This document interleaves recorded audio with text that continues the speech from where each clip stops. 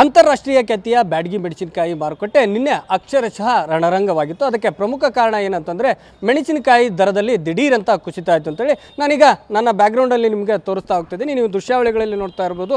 ವಿಶ್ವವಿಖ್ಯಾತ ಆದಂಥ ಬ್ಯಾಡಗಿ ಮೆಣಸಿನಕಾಯಿ ಮಾರುಕಟ್ಟೆ ಇದು ಕಳೆದ 2 ವಾರದಿಂದ ಬಂದಾಯಿತು. ಯಾಕಂದರೆ ಮಾರುಕಟ್ಟೆ ಇತಿಹಾಸದಲ್ಲೇ ಅತಿ ಹೆಚ್ಚು ಆವಾಕ ಆಗಿರುತ್ತು. ಅಂದರೆ 4,08,000 ಮೆಣಸಿನಕಾಯಿ ಚೀಲಗಳು ಬಂದಿದ್ವು. ಹೀಗಾಗಿ ಇದನ್ನು ರಫ್ತು ಮಾಡಲಿಕ್ಕಾಗಿಯೇ ಎರಡು ವಾರಗಳ ಮೆಣಸಿನಕಾಯಿ ಮಾರುಕಟ್ಟೆಯನ್ನು ಬಂದಿಟ್ಟಿದ್ರು. ಆದರೆ ನಿನ್ನೆ ಸೋಮವಾರ ರೀಓಪನ್ ಆಗಿತ್ತು.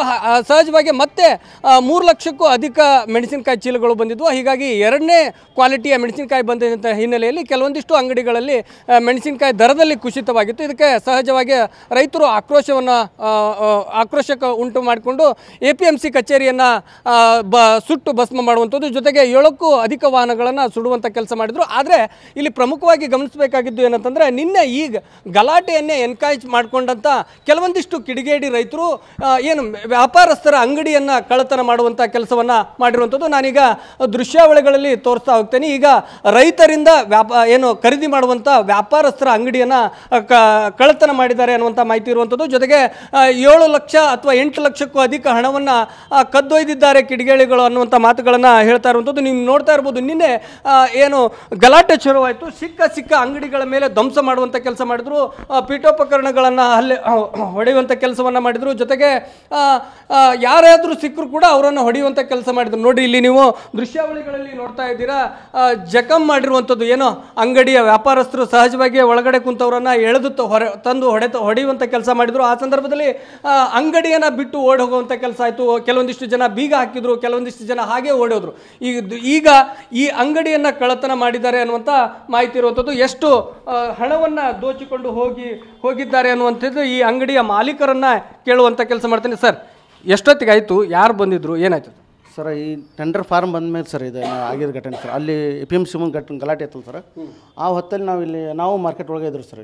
ಇಲ್ಲಿ ಯಾರು ಇದ್ದಿದ್ದಿಲ್ಲ ಸರ್. ನಾವು ಅಂಗಡಿ ಒಳಗೆ ಪ್ರತಿದಿನ ನಾವು ಇಲ್ಲಿ ಅಂಗಡಿಯಾಗ ಇರ್ತೀವಿ ಸರ್. ನಮ್ಮ ತಂದೆಯವ್ರಂತರೂ ಬೆಳಗಿಂದ 8 ಗಂಟೆವರೆಗೆ ಇಲ್ಲೇ ಇರ್ತಾರೆ ಸರ್ ಅವರು.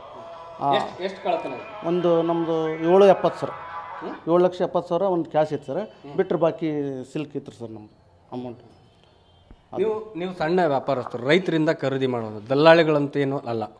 ಕೋಟಿ ಗಂಟ್ಲೆ ವ್ಯವಹಾರ ಏನು ಮಾಡೋರಲ್ಲ, ಲಕ್ಷ ಗಂಟ್ಲೆ ವ್ಯವಹಾರ ಮಾಡೋದು. ಇರುವಂಥ ಎಲ್ಲ ಹಣವನ್ನು ಕದ್ಕೊಂಡು ಹೋಗಿದ್ದಾರೆ ಸರ್ ಎಲ್ಲ. ಅದರ ಮೇಲೆ ಉಳಿದ ಸಿಲ್ಕ್ ಎಲ್ಲ ಇದು ಇಲ್ಲ, ಅಲ್ಲೇ ಇತ್ತು ಸರ್ ಅಮೌಂಟು. ಯಾವುದು ಬಿಟ್ಟಿಲ್ಲ ಸರ್, ಎಲ್ಲ ತೊಗೊಂಡು ಹೋಗಿದ್ದಾರೆ ಸರ್.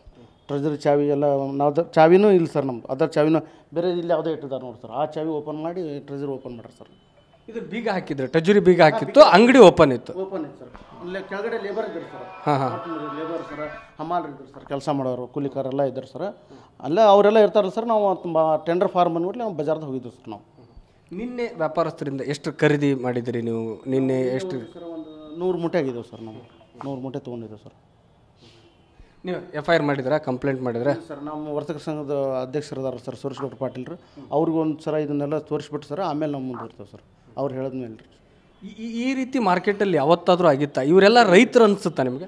ಇವರೆಲ್ಲ ರೈತರು ಅಂತ ಅನಿಸ್ತಾ ಇಲ್ಲ ಸರ್ ನಮ್ಗೆ. ರೈತರು ಅಲ್ಲ ಸರ್, ರೈತರು ದೇಶದ ಬೆನ್ನೆಲುಬು ಅಂತಾರೆ ಸರ್. ಇದು ದೇಶದ ಬೆನ್ನೆಲುಬು ಅಲ್ಲ ಸರ್. ಇವ್ರು ಬಂದರೆ ಎಲ್ಲ ದುಷ್ಕರ್ಮಿಗಳಿದ್ದಾಗ ಇದ್ದಾರೆ ಸರ್. ಅವರು ರೈತರಿಲ್ಲ ಅಂತ? ರೈತರು ಇಲ್ಲ ಸರ್ ಇದರಲ್ಲಿ. ಕರ್ನಾಟಕದವ್ರಂತೂ ಇಲ್ಲ ಸರ್ ಇದರೊಳಗೆ. ಆಂಧ್ರ ಕಡೆಯಿಂದ ನಾವು ಬಂದಿದ್ದಾರೆ ಸರ್. ಇದಿಷ್ಟು ಏನು ಇಲ್ಲಿ ಹಣವನ್ನು ಕಳೆದುಕೊಂಡಂಥ ಇನ್ನು ಕಳ್ಳತನ ಆಗಿದೆ ಅಂಗಡಿ ಮಾಲೀಕರು ಹೇಳುವಂಥದ್ದು.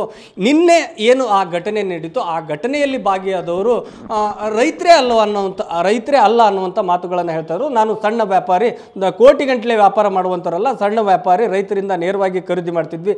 ಆದರೆ ನಿನ್ನೆ ಗಲಾಟೆ ಆಯಿತು ಅನ್ನುವಂಥ ನಿಟ್ಟಿನಲ್ಲಿ ಹೊರಗಡೆ ಹೋದಂಥ ಹಿನ್ನೆಲೆಯಲ್ಲಿ ಈ ದುಷ್ಕೃತ್ಯವನ್ನು ಎಸಗಿದ್ದಾರೆ ಅನ್ನುವಂಥ ಮಾತನ್ನು ಕೂಡ ಹೇಳ್ತಾ ಇರುವಂಥದ್ದು. ಇನ್ನೇನು ವರ್ತಕರ ಸಂಘದವರಿಗೆ ದೂರು ನೀಡ್ತೇನೆ, ಮುಂದೆ ನನಗೆ ನ್ಯಾಯ ಕೊಡಿಸ್ತಾರೆ ಅನ್ನುವಂಥ ನಿಟ್ಟಿನಲ್ಲಿ ನನಗೆ ಭರವಸೆ ಇದೆ ಅನ್ನುವಂಥ ಮಾತುಗಳನ್ನು ಹೇಳ್ತಾ ಇರುವಂಥದ್ದು.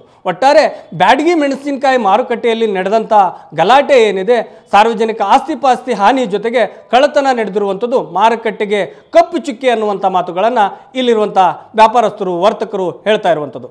ಕ್ಯಾಮ್ರಾಮನ್ ಪಕ್ಕೀರ್ಗೌಡ ಜೊತೆ ಅಣ್ಣಪ್ಪ ಬಾರ್ಕಿ, TV9 ಹಾವೇರಿ.